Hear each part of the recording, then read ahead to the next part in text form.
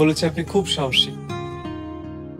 এই ট্রফিটা উনি ছোটবেলায় স্কুল থেকে পেয়েছেন, বছরের সেরা সাহসী হিসাবে। আঙ্কেলকে বলবেন আমি খুব খুশি হয়েছি।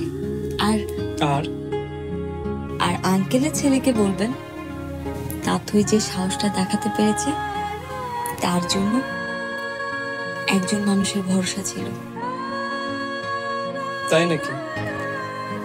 তো সেই ভরসার মানুষটিকে?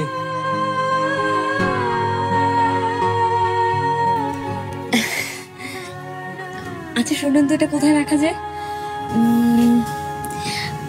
দাঁড়ান, পেয়েছি।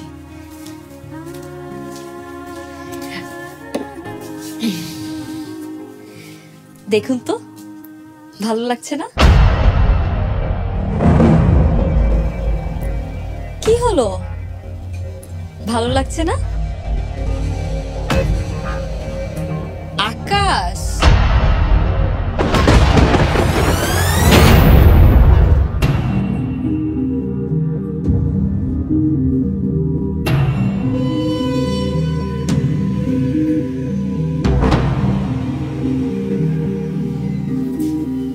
আকাশ, আকাশ, আকাশ।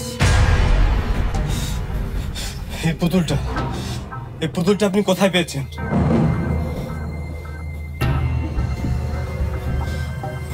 এই পুতুলটা তো আমি যখন এই ঘরে উঠি তখন, আর আমি তো ভেবেছি এই পুতুলটা আপনি আমাকে উপহার দিয়েছেন। ওটা ধরবেন না, ওটাকে। ওটা এখনো জীবিত।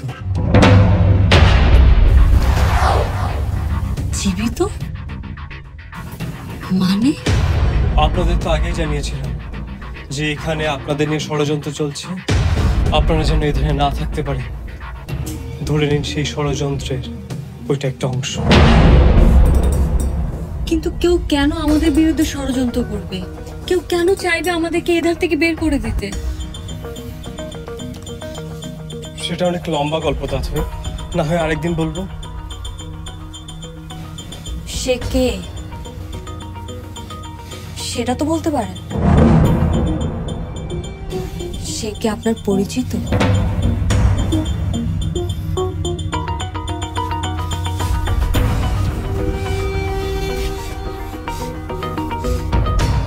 হ্যাঁ, পরিচিত। হয়তোবা খুব কাছের, হয়তোবা আপনি তাদেরকে চেনেন।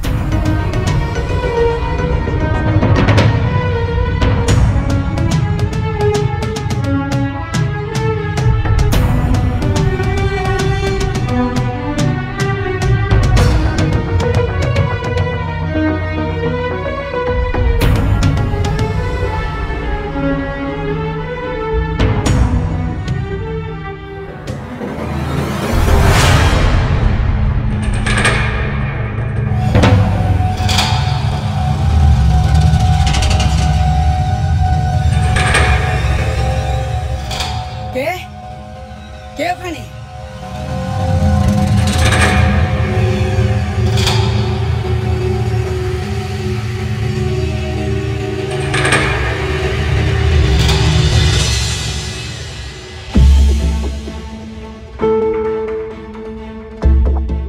এতদিনে তাহলে তোর এই উন্নতি হলো?